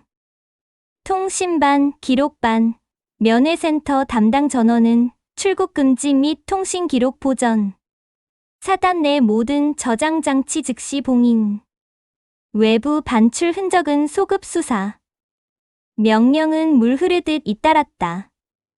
하나하나가 서류가 아닌 사건이었다. 헌병들은 절도 있게 움직였다. 수갑 소리는 나지 않았다. 대신 손목을 누르는 장갑의 마찰음이 났다. 그 소리가 오히려 더 차갑게 들렸다. 체포가 끝나자 방 안에 몸짓만 남았다. 윤대현은 잠깐 눈을 감았다. 눈꺼풀 안쪽으로 회색의 면이 출렁였다. 순식간에 폭발하는 감정의 파도 대신 오래 미뤄온 한 문장이 안쪽에서 떠올랐다. 늦었다. 그러나 늦었더라도 해야 했다. 늦었더라도 가야 했다. 늦었더라도 바로 지금이 처음의 시간이 되어야 했다. 그는 눈을 떴다. 정원사. 예. 특별합동수사단 구성. 감찰, 법무, 회계, 통신, 헌병 합편. 오늘 해가 지기 전에 들어가게. 바로 준비하겠습니다. 그리고 대민 브리핑까지 염두에 두고 자료 체계 재구성. 단어는 숨지 말고, 숫자는 과장하지 말고, 사건의 중심에 사람을 놓아. 독도를 나서는 순간, 본관 공기가 다르게 들렸다. 소음의 스펙트럼이 바뀌었다. 누군가 급히 달려가는 발소리. 내선 전화의 짧은 진동, 무전기의 마른 잡음. 조직이 방향을 바꿀 때 나는 소리였다. 연병장에 다시 섰을 때 바람이 칼날처럼 볼을 스쳤다. 윤대현은 얼굴을 움직이지 않았다. 바람이 데려온 냄새 속에서 아주 오래전 자갈치 새벽의 향이 얇게 섞여 있었다. 그 냄새는 한때 지긋지긋하게 벗어나고 싶었던 것이었고, 지금은 지켜야 할 가장 오래된 근거였다. 감찰부의 서강현은 이미 다른 층에서 전개를 시작하고 있었다. 문이 닫힌 작은 브리핑룸에서 그는 확보한 증거를 테이블 위에 겹겹이 쌓았다. 최일병이 건넨 휴대폰은 즉시 포렌식 모드로 전환됐고 해시값이 산출돼 봉인됐다. 박진수의 구두 진술은 강압 없이 녹취되었고 그의 신변보호 절차가 설명됐다. 이 방을 나가는 순간 신분이 보호된다. 내가 본 건 너 혼자만의 짐이 아니다. 박진수의 눈동자에 고인 물기가 목으로 내려갔다. 말은 나오지 않았다. 대신 고개가 한번 깊게 숙여졌다. 숙임에는 두려움과 안도, 그리고 아주 얇은 자부심이 겹쳐 있었다. 한편, 사단 네트워크의 데이터 흐름이 갑자기 느려졌다. 백업 서버 2대가 동시에 멈추고 접근 권한 표가 재배포됐다. 어디선가 불만의 낮은 웅얼거림이 났다. 왜 우리까지? 서강현이 예의 그 평평한 목소리로 대답했다. 너희만이 아니다. 모두다. 모두라는 단어는 불편했다. 그러나 조직은 모두가 아니라 일부라 말하고 싶어 한다.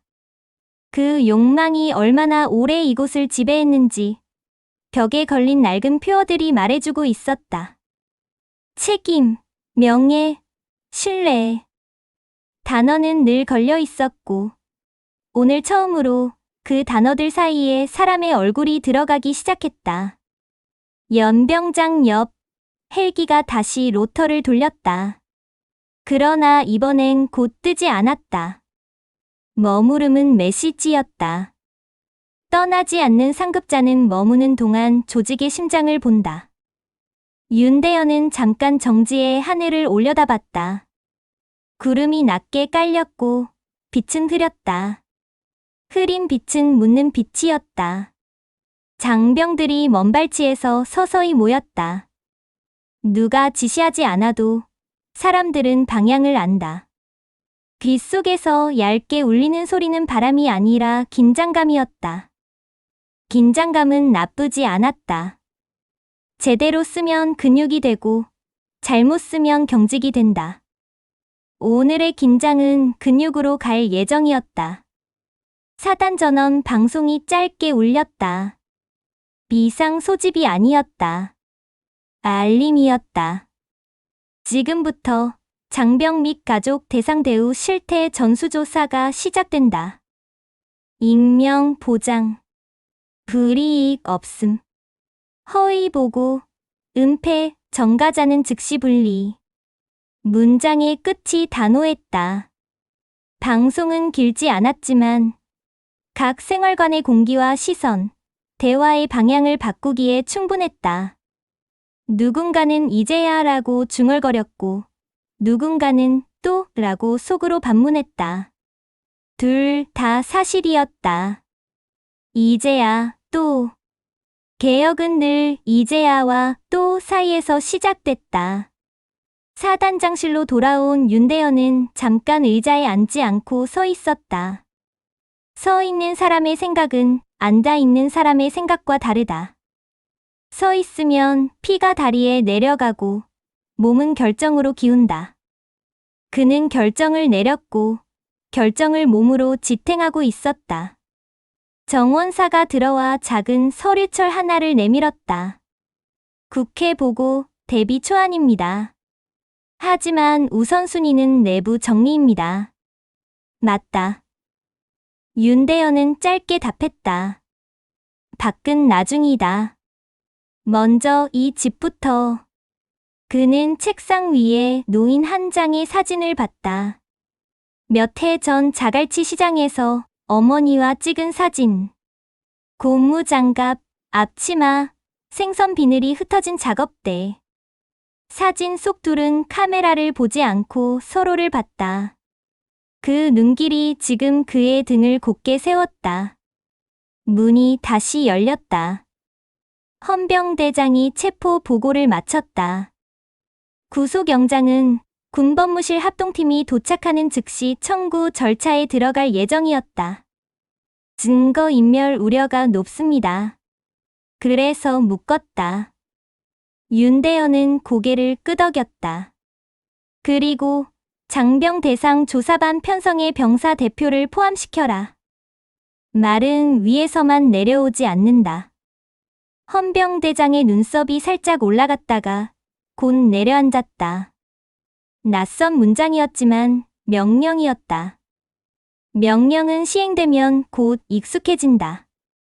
문 밖 복도에서 가볍게 달리는 발소리가 멈췄다.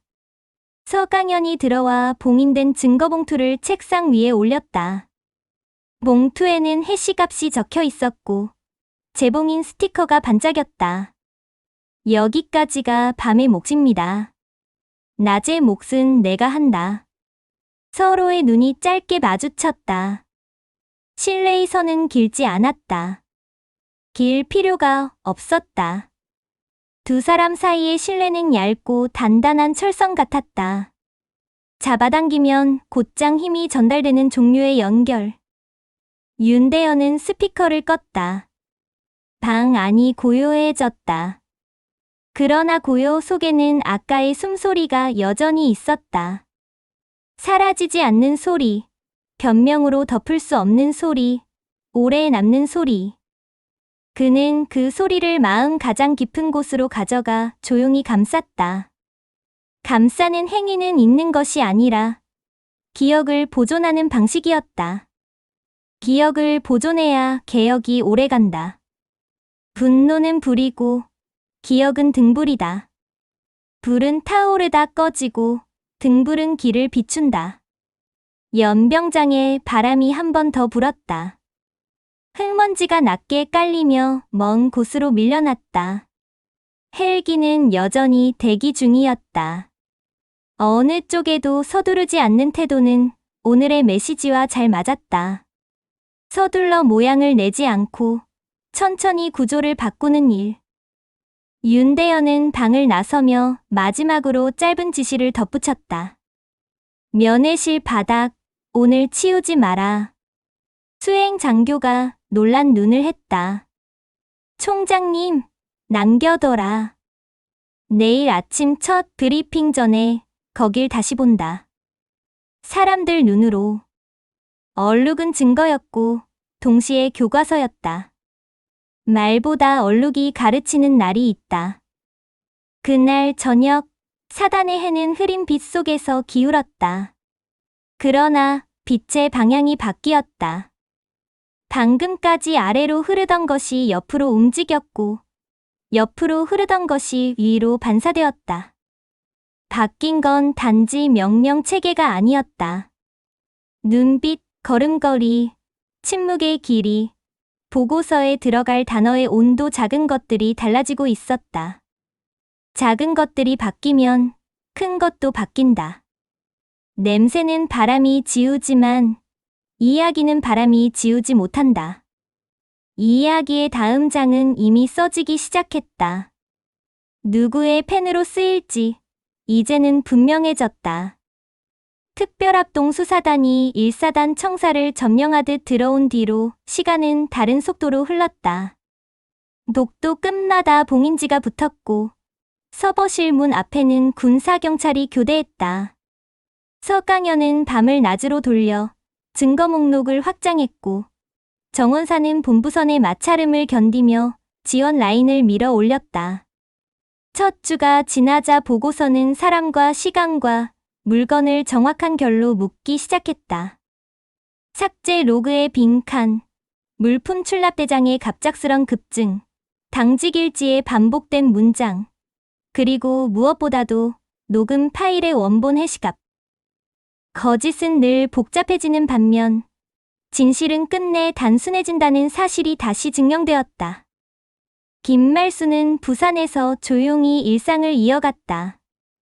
자갈치의 새벽은 변하지 않았다. 칼끝이 비늘을 긁는 소리, 얼음통이 바닥을 긁는 소리, 손님이 값을 깎아보려다 웃음으로 물러나는 소리. 그녀는 보따리에 매듭을 더 단단히 묶는 법을 배웠고 씻어도 남는 냄새가 있다면 그건 내 손의 역사라는 사실을 한층 더 깊이 받아들였다. 전화 건너편의 아들은 그저 잘 먹고 잘 자라라는 짧은 문장으로 안부를 가름했다. 묻지 않되 모르는 척하지 않는 방식, 모욕의 기억을 사랑으로 덮지 않되 그것에만 머물지 않는 방식이 두 사람 사이에서 자연스레 합의됐다. 수사단의 칼끝은 곧바로 군사법정으로 넘어갔다. 한기무는 뇌물수수, 직권남용, 증거인멸, 교사 등으로 기소되었다. 장도윤은 가혹행위, 모욕, 허위공문서 작성 가담으로 함께 섰다. 재판정에서 낭독된 죄목의 문장들은 냉정했고 숫자와 날짜는 서늘했다. 방청석 끝줄에 앉은 박진수의 손등에는 아직도 희미한 흉터가 남아 있었다. 그는 법정에서 얼굴을 숨기지 않았고 대신 이름표를 숨겼다. 최일병은 증인석에서 떨리는 손으로 녹음의 경위를 설명했다. 서강현은 증거 목록의 순서를 그대로 유지했고 정원사는 피고 측의 형식적 반박이 걸리는 지점을 미리 메워두었다. 판결문은 짧았다. 불명예 전역과 중형. 판사의 마지막 문장은 놀랍도록 소박했다. 사람을 모욕하지 말 것. 법정의 공기에서 한동안 종이 냄새가 돌다가 곧 사라졌다. 대신 각자의 가슴에 남은 것은 모욕의 역류가 아니라 존엄의 감각이었다. 윤대현은 국회 국방위원회 청문회에 섰다. 그는 메모를 들고 가지 않았다. 질문은 날카로웠고 어떤 질문은 정치적이었다. 그러나 그는 같은 문장으로 시작했다. 책임은 여기 있습니다. 손끝이 자신의 가슴 한복판을 두드렸다. 한 개인의 일탈이 아니었습니다. 보고의 습관, 책임의 분산, 숫자의 가면, 무엇보다도 냄새라는 말 한마디로 타인의 삶을 지워버리는 태도가 문제였습니다. 청문회장 뒤쪽에서 기자들의 키보드 소리가 낮게 이어졌다. 누군가는 그가 지나치게 솔직하다고 생각했고 누군가는 그제야 군이 말을 한다고 느꼈다. 그의 말투가 들끓지 않았기에 더 멀리 퍼졌다. 같은 날 오후 본부에서는 장병 및 가족 대우 실태 전수조사가 전군으로 확대된다. 조사 설계에는 외부 심리학자와 군 인권 담당관, 그리고 병사 대표가 포함되었다. 서열의 문장만으로는 끌어낼 수 없는 이야기들이 익명으로, 그러나 책임의 언어로 모였다. 면회실은 가족 쉼터로 재편되었고, 대기 동선과 난방, 수납과 보관, 반입관리 기준이 현실적으로 정리됐다. 규정은 사람을 위한 틀이어야지, 사람 위에 올라타는 벽이 되어선 안 됩니다. 업무회의에서 윤대현이 남긴 한 문장은 군용 보고서의 딱딱한 결 속에서도 오래 회자됐다. 시간은 고단했지만 앞으로 갔다. 몇 달이 지나 겨울이 물러나자 남도에서 벚꽃 소식이 올라왔다. 윤지우는 이등병의 어설픔을 벗고 상병이 되어 있었다. 그의 어깨선은 넓어졌고 걸음은 단호해졌다. 생활관의 관물대는 누구보다 반듯했고 막내들에게 알려주는 말투는 낮고 또렷했다. 빨리보다 먼저는 제대로야. 그가 처음으로 휴가를 받아 내려오던 날, 부산역 플랫폼에서 김말수는 아들을 기다리던 옛날의 마음으로 손주를 기다렸다. 윤지우는 눈치 빠르게 보따리를 먼저 받아들었다. 삼촌이랑 올라가요. 이번엔 내가 운전할게요. 말투에 힘이 들어가 있었지만 웃을 때 왼쪽 입꼬리가 먼저 올라가는 버릇은 여전했다. 휴가 마지막 날, 세 사람은 화천으로 향했다. 김말순, 윤대현, 윤지훈. 차 안에는 말이 많지 않았다. 고속도로의 흰 선이 뒤주리에 끝없이 밀려왔고 라디오의 조용한 팝송이 배경처럼 흘렀다. 윤대현은 조수석에서 창밖을 보며 마음속으로 몇 번이나 문장을 다듬었다. 사람은 으로 시작하는 문장은 언제나 위험했다. 그는 대신 나는으로 시작하는 문장을 택했다. 나는 오늘 직함이 아니라 조카의 삼촌으로 어머니의 아들로 간다. 1사단 정문 앞 풍경은 달라져 있었다. 방문자 센터의 표지판엔 가족 쉼터라는 새 이름이 붙었고 유리문 안쪽에는 따뜻한 조명이 깔려 있었다. 키오스크 옆에는 반입 보관 수칙이 쉽게 정리되어 있었고 보관함엔 내부 온도와 소독 이력 표시가 붙어 있었다. 무엇보다 눈에 띄는 건 안내병의 태도였다. 경례는 단정했고 설명은 친절했으며 요청은 존중의 기색을 잃지 않았다. 윤지훈 상병 가족분들, 머나먼 길 오시느라 고생 많으셨습니다. 이쪽으로 모실게요. 안내병의 목소리는 군기와 예의의 균형 위에 있었다.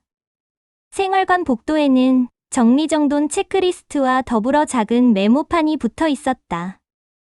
가족이 보는 눈으로 사소해 보이는 그 표어가 실은 가장 근본적인 변화의 징표였다. 윤지우는 생활관을 안내하며 동기들을 소개했다. 사진판에는 훈련장에서 서로 등을 밀어준 순간들이 붙어 있었고 간식 상자엔 이름 대신 공유라고 쓰여 있었다. 윤대현은 동기들과 일일이 악수했고 눈높이를 굳이 낮추지 않고도 존중을 전했다. 질문은 평범했지만 평범함이 오히려 진심을 드러냈다. 고향은? 부모님 건강은? 휴가 나가면 제일 하고 싶은 건? 병사들의 대답이 짧게 웃음을 탔다. 윤지우는 삼촌이 한 사람 한 사람의 눈을 똑바로 보는 버릇을 닮아 있었다. 생활관을 나서기 전 윤대현은 병사들을 모아 짧게 말했다. 여러분 한 명 한 명이 대한민국 그 자체입니다. 지도 위 선을 지키는 것도 중요하지만 그 선 안의 사람들을 지키는 건 더 중요합니다. 오늘 여러분의 가족이 여기를 믿고 맡길 수 있도록 만드는 게 우리의 임무입니다. 박수가 따로 있진 않았지만 표정들이 달라졌다. 말은 오래 가지 않지만 표정은 오래 남는다. 서강현은 뒤쪽에서 조용히 그 장면을 지켜보다가 눈을 내렸다. 일은 아직 많았지만 방향은 틀리지 않았다. 두 대를 나와 세 사람은 화천강가의 낮은 둔덕에 돗자리를 폈다. 바람은 부드러웠고 강물은 햇빛을 받아 잘게 부서졌다. 김말수는 보따리를 풀었다. 겹겹의 천 속에서 양념게장, 불고기, 잡채, 나물이 차례로 모습을 드러냈다. 그때 윤지훈이 먼저 젓가락을 들이대지 않고 할머니 손에 상처가 남았는지부터 물었다. 할머니, 그때 베인데 괜찮아요? 그녀는 대답 대신 그의 볼을 쓱 쓸었다. 이놈, 말이 많아졌네. 윤대현은 조용히 미소 지었다. 말수는 닮지 않았어도 살피는 법은 닮아 있었다. 첫 숟가락이 입에 들어가는 순간 냄새가 기억을 깨웠다. 비린내가 아니라 바다의 냄새, 불고기의 고소한 기름 냄새, 나물의 흙내음, 찬 바람이 데려온 강의 냄새. 냄새들이 겹쳐졌다. 어떤 냄새도 다른 냄새를 압도하지 않았다. 함께 있을 때 더 온전해지는 종류의 향. 김말수는 양념게장 살을 발라 손주의 밥 위에 놓았다. 이번엔 안 쏟았다, 이놈아. 윤지훈이 웃음을 터뜨렸고 윤대현도 마주 웃었다. 웃음은 장면을 치유하지는 못하지만 장면을 다른 장으로 넘겨준다. 세 사람의 웃음이 강물 위로 번졌다. 식사가 끝나갈 무렵 윤지훈의 전화가 울렸다. 동기가 보낸 단체 사진과 짧은 메시지였다. 오늘 삼촌 멋짐. 그는 화면을 할머니에게 보여주며 자랑 대신 보고를 했다. 다들 잘 지내요. 요즘은 말도 하고, 듣고, 바꾸고 그래요. 그냥 참지 말고, 먼저 묻고. 김말수는 고개를 끄덕였다. 사람 사는 데가 다 그렇지. 묻는 놈이 있어야 대답이 나오고, 듣는 놈이 있어야 말이 살고. 그녀의 말은 날이 없고, 그래서 멀리 갔다. 윤대현은 강변의 바람 속에서 조카의 군복 냄새를 맡았다. 땀과 먼지, 세제와 야전의 냄새.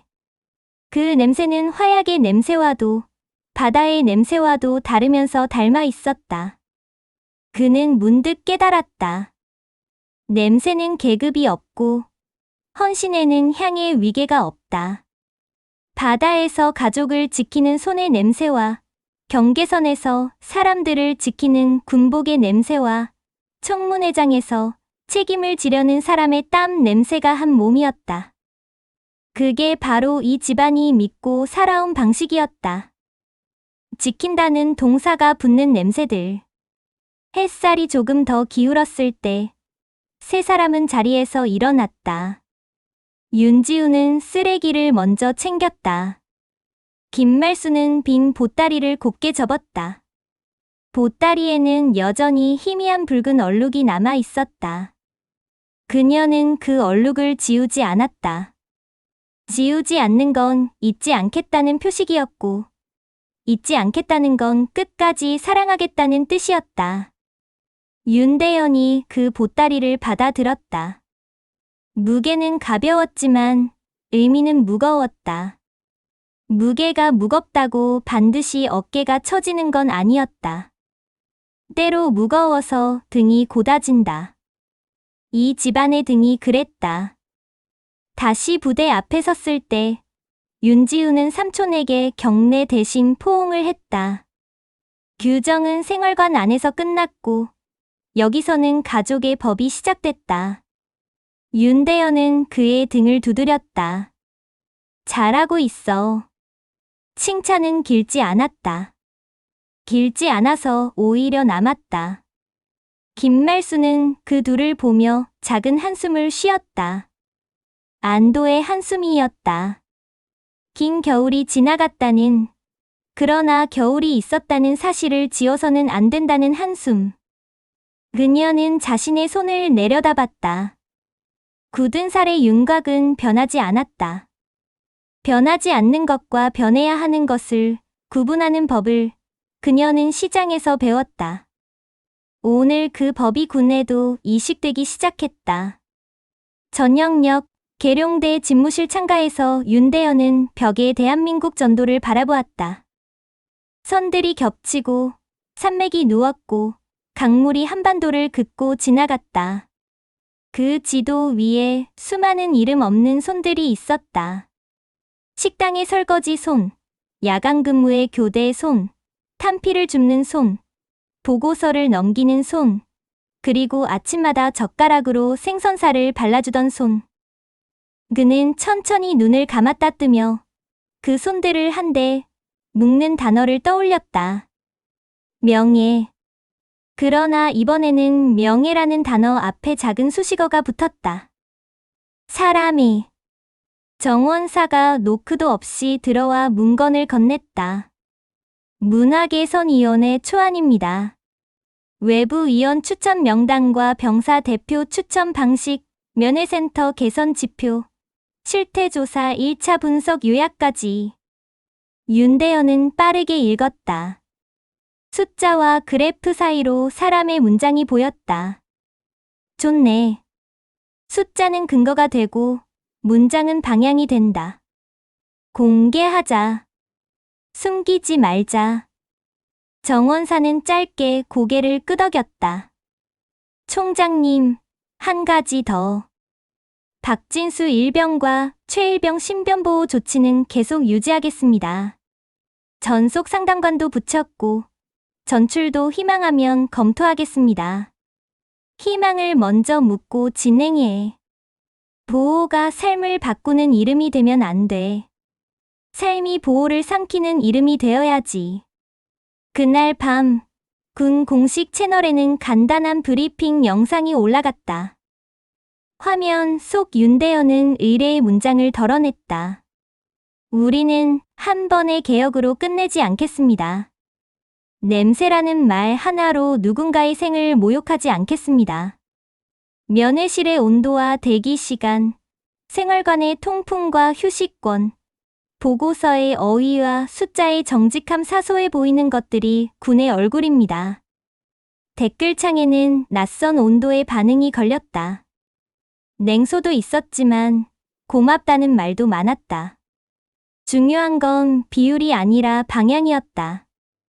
방향이 정해지면 비율은 뒤따른다. 부산의 새벽이 다시 왔다. 김말수는 좌판을 열며 하늘을 올려다보았다. 매서웠던 바람이 조금 풀렸다. 그녀는 상인 이웃에게 건넸다. 요즘 군대가 좀 달라졌다 카대. 이웃은 반신반의하며 웃었다. 세상이 어디 쉽게 변하나. 그녀도 웃었다. 맞지. 근데 변하더라. 둘은 더 말하지 않았다. 칼이 생선의 무늬를 따라 미끄러졌다. 칼 끝에 힘이 들어가자 비늘이 햇빛을 받아 반짝였다. 그 반짝임은 오래전부터 있었고 이제야 보이는 것뿐이었다. 윤지우는 부대로 복귀하며 마지막으로 전화를 걸었다. 할머니, 삼촌도. 목소리는 맑았다. 저 잘할게요. 제대로. 김말수는 짧게 대답했다. 먹고 자고 훈련하고 사람 존중하고. 그게 다다. 윤대현은 통화를 넘겨받아 말했다. 보고는 사실로, 판단은 사람으로. 세 사람의 말은 다 달랐지만 듣는 귀에는 같은 방향으로 들렸다. 강을 따라 부는 바람처럼. 밤이 되면 냄새는 더 선명해진다. 조용해진 공기 속에서 비린내, 땀 냄새, 화약 냄새가 각각의 길로 움직였다가 다시 한 점으로 모였다. 윤대현은 관사창을 열었다. 차가운 공기가 들어왔다. 그는 눈을 감고 한 호흡 깊게 들이마셨다. 그 호흡 속에는 시장의 이른 새벽과 사단의 늦은 밤과 청문회의 정오가 함께 있었다. 각각의 시간이 다른 온도를 가졌지만 그 온도들이 서로를 데우고 식히며 균형을 만들었다. 그는 조용히 중얼거렸다. 냄새가 명예가 되는 나라. 말은 작게 나갔고 들리는 이는 아무도 없었으나 그의 가슴엔 확실히 새겨졌다. 창을 닫고 돌아서려다 책상 위에 작은 사진이 눈에 들어왔다. 어머니와 자신이 어깨를 맞댄 사진. 사진 속 두 사람은 카메라를 보지 않았다. 서로를 봤다. 서로를 보는 눈이 세상을 바꾸지는 않지만 서로를 보지 않는 눈은 세상을 망가뜨린다. 그는 스탠드 불을 낮췄다. 어둠 속에서 사진의 윤곽만 남았다. 윤곽은 선이었다. 그 선을 지키는 것이 군인의 일이고 그 선 안을 채우는 것이 시민의 일이었다. 그리고 그 두 일을 동시에 견디는 것이 한 집안의 일이었다. 강을 따라 불어오던 바람이 멎었다가 다시 불었다. 멎음과 부름 사이의 간격이 길지 않았다. 변화는 그 간격을 줄여간다. 1사단의 보고서는 이제 더 짧아졌고 더 구체적이었고 더 사람을 가리켰다. 자갈치의 보따리는 여전히 무거웠고 그 무게는 더는 수치가 아니었다. 화천의 면회실은 따뜻했고 따뜻함은 비용이 아니라 기준이 되었다. 윤지훈의 발걸음은 가벼웠고 가벼움은 무책임이 아니라 신뢰의 부산물이었다. 이 이야기는 이렇게 끝나지 않는다. 냄새는 내일도 날 것이고 사람은 내일도 실수할 것이다. 그러나 한 번 맡은 냄새를 다시는 같은 이름으로 부르지 않는 법을 배웠다면 그 배움은 오래간다. 김말수는 내일도 새벽에 칼을 들 것이고 윤지우는 내일도 기상나팔에 일어날 것이며 윤대현은 내일도 문서와 사람 사이의 균형을 궁리할 것이다. 그리고 언젠가 또 다른 겨울이 와서 누군가를 떨게 만들 때 오늘의 매듭이 그들의 등을 다시 굳게 세울 것이다. 비린내, 땀 냄새, 화약 냄새, 새 냄새가 한바람으로 섞였다. 그 바람이 지나간 자리에는 모욕이 아니라 존엄이, 은폐가 아니라 책임이, 변명 대신 약속이 남았다. 그것이 이 집안이, 이 사단이, 이 군이 오늘 배운 냄새의 이름이었다. 헌신의 냄새. 영상을 재미있게 보셨다면 구독과 좋아요 부탁드립니다. 채널이 곧 떡상할 예정이오니 그 전에 구독 잊지 말아주세요.